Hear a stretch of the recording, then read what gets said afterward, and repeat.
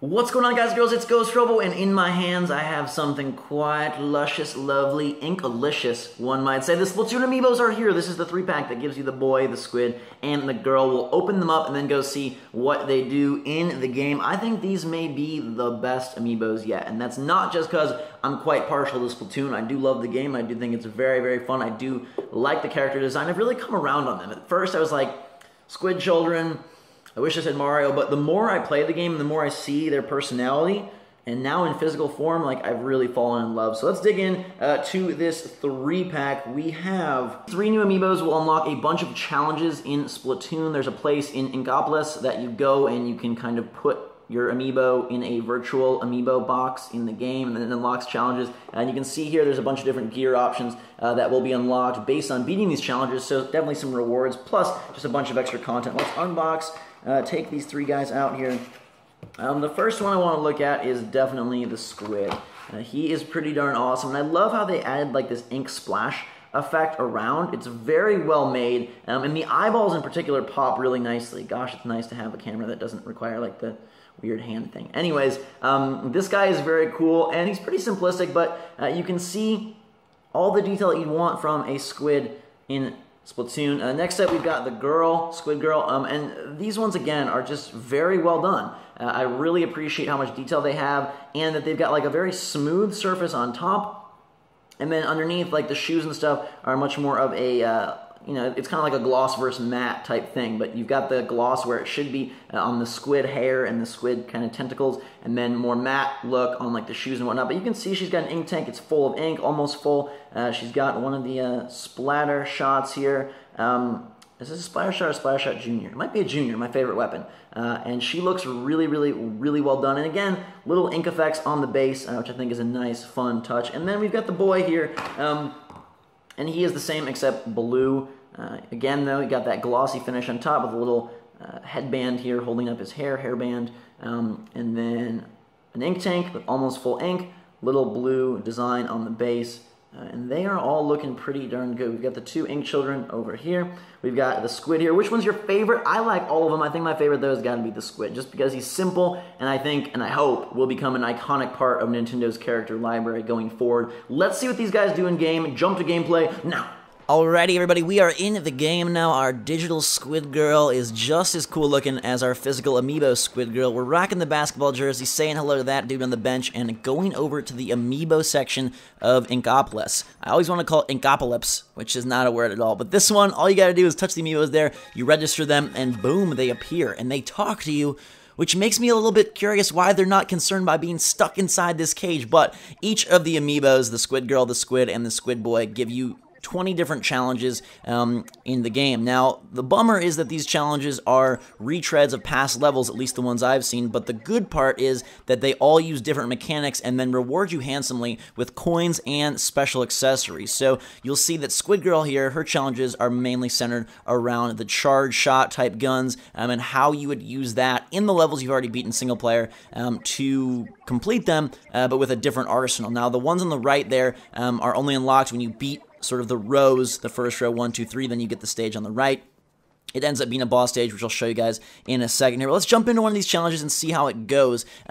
Some of them work flawlessly, like you feel like, hey, this is absolutely, like, I could have done this whole level with the charger, and then some of them seem to require a little bit more effort. You'll see later on with the roller that it does make the first stage harder than it was with the splatter shot, but like the charger seems to function great. I actually kind of enjoy speedrunning through these levels, and that's to me what it feels like you're trying to set the best, fastest path through these levels using the weapon given. Like I said, coin reward for completing them, and then those special yellow ones in the far right column that you saw back on the challenge select screen give you extras that I don't think are available any other way in terms of items that you can use on your character. But you can see here how like the charge shot, it fits perfectly. Like these stages were designed quite masterfully that they're able to house a whole bunch of different weapons and still function. And it's fun to fight the different enemies from single player with the different guns, because it's one thing to face off against other squid children in Turf Wars with the guns, but then I feel like here using the items in sort of different ways against some of the enemies is pretty cool. And again, you know, you have to be still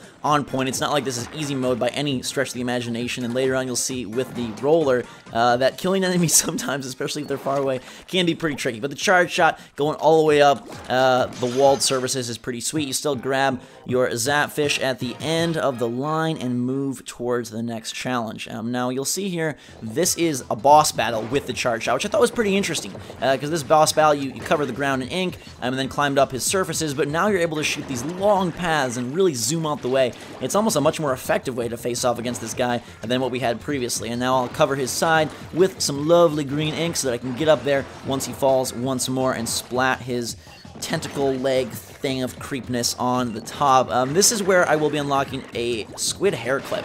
And as you know, the clothing items that you can get in the stores in Inkopolis are shoes, shirts, and hats. So a hair clip is something kind of totally different. But right there you see a squid hair clip that gives me swim speed up, which is kind of interesting and a nice little extra for completing these besides just the satisfaction of beating them. Now we'll put the squid amiibo on, and he has some different kinds of challenges, Kraken challenges and limited ink challenges. There may be more unlocked as you go through his different levels, but these are the first ones that I saw. The Kraken challenge is a speed run in the fullest of sense, because now you actually have a clock that you're working against, and so you are just painting ink along your path. It was pretty easy, but it was kind of fun, again, just to experience a level that I remember in a totally different way. You know, I don't need to worry so much about everything. I can kind of just blaze my way through. Sometimes, yeah, you got to pop out and still shoot the enemies, but being that big old squid, like right here, this normally requires some shooting and pausing for those enemies. Nope, gonna go right under them. Or here, you have to climb up into a cannon and squirt this wall so that the cleaner-upper fish guy cannot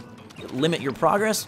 With the Kraken, nah, you just get to the top, make sure you're careful of these octopi bad guys up top, and then we grab the Zapfish and move along. The last guy you're going to see, obviously, is the Squid Boy, and his challenges revolve around the roller. I thought these were pretty cool as well, especially because the roller allows you to take out enemies without even shooting at them. You can just go underneath them and then blaze them, right? We go get this guy, a little bit of spin action, boom, shakalaka, and we're rocking and rolling to the next platform. But here you'll see where it kind of makes things more difficult and will require a little bit of extra skill, right? So I can't fire anything. So these kind of enemies, you have to distract the bomb, and then go in and shoot, but I have nothing to shoot them, so I'm like trying to paint his face like I'm some sort of sad summer fair worker, but it's not working. We gotta get closer, and then we get him. So it's nice that they added the rewards in, because I think on their own, replaying the levels with the different items is like fun if you're a hardcore Splatoon fan, but now you have an incentive to go and get some extra coinage, which can be used to better your character and your loadout for multiplayer, right? Because the way you get coins normally is by playing in multiplayer matches. Now we have a way to get some extras in single-player type challenges. 60 challenges in all. I think that's pretty cool. One of the best usages of Amiibo that I've seen in terms of putting substantial content in a game that doesn't feel like it's missing from the main disc, but it's extras for people who want that more. And your Amiibo sits there until you switch them out, which is nice. Our Squid Girl has changed her hair, and we are going to change this video to the end. Until next time, guys and girls, thanks so much for watching. Have a fantastic day. Drink so much. If you want more Splatoon, let me know. Until next time, we will see you all later.